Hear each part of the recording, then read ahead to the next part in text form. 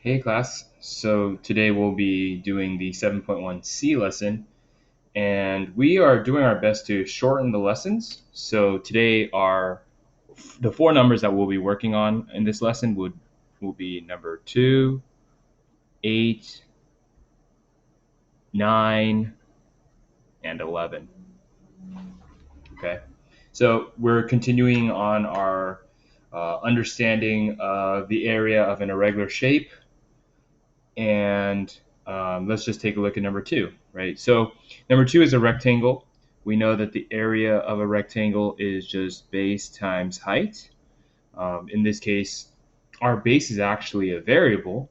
It's an unknown. It's x.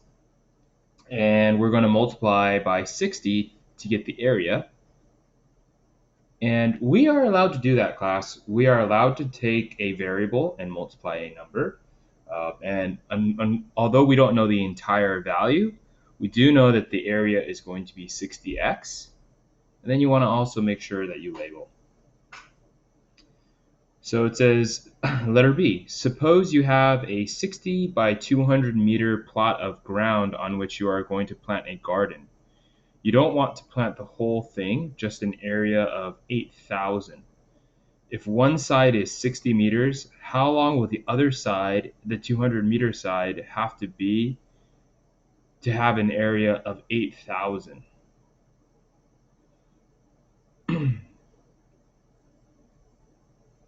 Okay.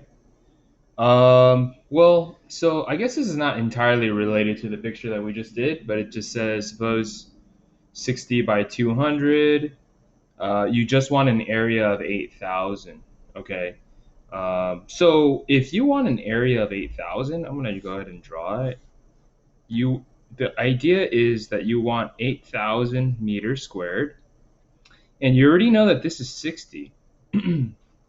So yeah, I guess I can see. So it's kind of like, what does this need to be in order for this to have an area of 8,000? So if you're thinking about dividing the two numbers, that would definitely be correct, right? If I need 60 times x to equal 8,000, then really, doesn't that mean I just need to take 8,000 and divide by 60? Right? So you take 8,000 divided by 60. You don't get a very clean number, but you do know that x is going to equal 8,000, your area, divided by 60, which would give you 133.3 repeating. Okay, so it's a number that repeats. And now, well, the good news is this makes sense because our entire meter plot was 60 by 200. So this is obviously not the entire thing, right? So I'm going to try to give you a very realistic visual. So let's say you had 60 by 200, which looked like this. 60 by 200. Your plot of land that you are assigning to the garden, which is a decent chunk, is going to be 133. So that's actually like 66.6 times 2, I believe, right? So that's exactly 1/3, so, or 2/3. 1/3 is 66, so 2/3 would be 133. So this is exactly 2/3 of your land, right? So this is GARDEN, garden. Yeah, and it's because this portion would be exactly 133. It's kind of like a bar model I've just drawn. And it says what percent the garden will be 2/3.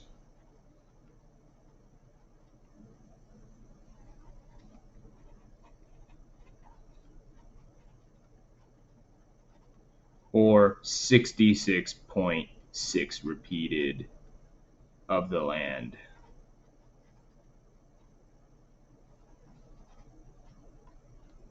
Okay, not bad. Pretty simple. Just getting ourselves used to the idea of solving for a dimension if given the area, right? And that's very, very common. Okay, so now we're going to go to number 8, which is all the way on the 3rd page. And we're just trying to get you warmed up to the idea of calculating various shapes. As you can see, like something like number 7 is something I would love for you to try, but we don't have enough time on the video to do all these problems.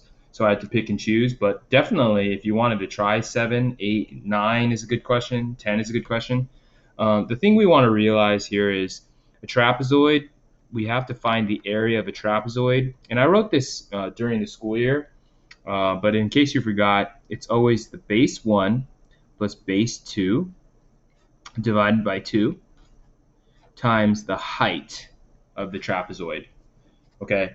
Now, typically trapezoids, you see this trapezoid here, and it's on its side. A trapezoid, by definition, should, I mean, it should be upright like this. Sometimes you'll see a trapezoid like this. A trapezoid, by definition, just has two parallel bases, right? These are the bases. We would call this base 1. We would call this base 2. The height in this case is going to be here. So the fact that they put it on its side makes it a little bit confusing, but just realize that bases must be parallel, right? The bases must be parallel to each other. And for this reason, we know that D plus 6 and D are the two bases. The height is actually 12. And then there's a special word for this. This was kind of talked about in the previous lesson. This is what we call the slant height, but we do not use this value to calculate the area of the trapezoid. Okay, we just have to focus on the actual height. So it says find the area of the trapezoid. Well, that just means I have to first add base 1, which is D, plus base 2, which is D plus 6, divided by 2, essentially finding the average, and then multiplying it by 12. Now, notice, class, that there will be a variable in my answer, right? This whole concept in today's lesson is the fact that when you're calculating perimeter and when you're calculating area, it doesn't always have to be a solid number. Okay, so let's go ahead and focus on the parentheses. We have D plus 6. Well, what's D plus D? That's 2D. Plus 6, all divided by 2. Okay, so let's focus on that before we even multiply by 12. 2D divided by 2 is simply D. 6 divided by 2 is simply 3. So then I have 12, D plus 3 times 12, which gives me a grand total. I'm going to put the answer all the way up here. Final answer is 12D plus 36. And you want to write units squared, okay? You want to make sure that you distribute the 12 to every term, okay? Just like we've been doing in the past. You always want to distribute. That's how you find the area of a trapezoid, okay? It doesn't come up that often, but it's definitely something you need to be comfortable with. And I'm going to go ahead and outline the formula in red so we don't lose sight of it. That's the original formula for a trapezoid. Okay. So our next question is number 10. Oh, actually number 9, I'm sorry. And yeah, this is a great question. I wanted to talk about this. So for me, the way I view this shape, class, is I view this as a rectangle missing a piece, a chunk that's right there. Now, that's my style of viewing it. I don't know if you view it the same way. Some people would say, Mr. Kuo, can I split this into 3 different rectangles and kind of do it that way? And if that's the way you prefer to do it, you can do it that way. There's nothing wrong with that. But I actually think that that's a little bit more challenging and it requires more work. So I call this the over calculation method. It's when you kind of assume that there is no hole. And when you assume that there is no hole, you calculate the entire area and then you subtract this inside rectangle. And that's how you calculate the area. To me, that's the fastest and the easiest, right? So the first thing we have to calculate is the total area. The total area is 15x times 7, right? Obviously, that would be, if the rectangle was full, it would be 15x times 7. Oh, I don't know why I put the x in parentheses. I didn't have to do that, but I'll just do that. And then 15x times 7 is simply 105x, right? 15 times 7 is 105. Okay, so the more challenging portion is now, what is this area? So I'm going to calculate the missing rectangle, and you'll know that I have to then subtract it from the total area. Okay, so the first thing we know is this is 5. So I know that I'm going to multiply 5 by something, but I don't know what this is. Again, there are clues. This is 15x. This right here is 5x. This right here is 3x. So if this is 5x and this is 3x, that gives me a total of 8x that I know. And I also know that the top is 15x. So what does that mean this value has to be? If you said 7x, that is exactly correct, right? 7x plus 8x is equal to 15x.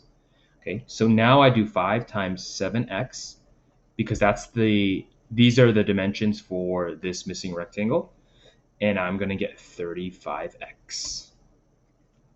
So this actually makes it a lot easier, right, when you do it this way.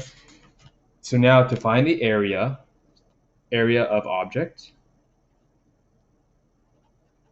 all you have to do is calculate total area minus missing rectangle, and you end up with a clean, solid 70x units squared.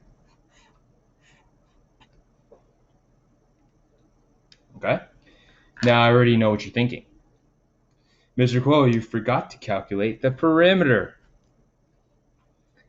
Okay, so there are a couple ways to do perimeter too. I'm going to show you one way, and I'm going to show it like this. The perimeter is when you calculate all of the outer sides, right? Well, do we agree that this is 7, class? Because this is 7. So whenever you count for something, shade it. This is 7 plus 7. And let's account for this. That's 15x, right? Well, isn't 5x plus 7x plus 3x, isn't that another 15x? So what is the only piece of side length that I haven't counted yet? It's really just the 5 and another 5. So then I know that, don't forget about 5 and 5, and that gives me the grand total perimeter of, well, 15x plus 15x. Always want to do the variables first. That's 30x. And then 7 plus 7 is 14, plus 5 plus 5 is 24. And let's go ahead and write units. Okay, so that strategy of like calculating these parallel lines, 7 and 7, 15x and 15x, that's my style. You could obviously go around the shape if you want, but I just think that's a little bit more cluttered. I definitely would rather you just go, hey, this is 7 and 7, that's 15x and 15x. So there's two 15x's. And then finally, don't forget these last two pieces. That's 5 plus 5. So perimeter is decently easy. I think both of these questions were fair. But again, at any point, if you want to pause, rewind, go ahead and do that. We have one more question to go, and that's going to be my next video. So stay tuned.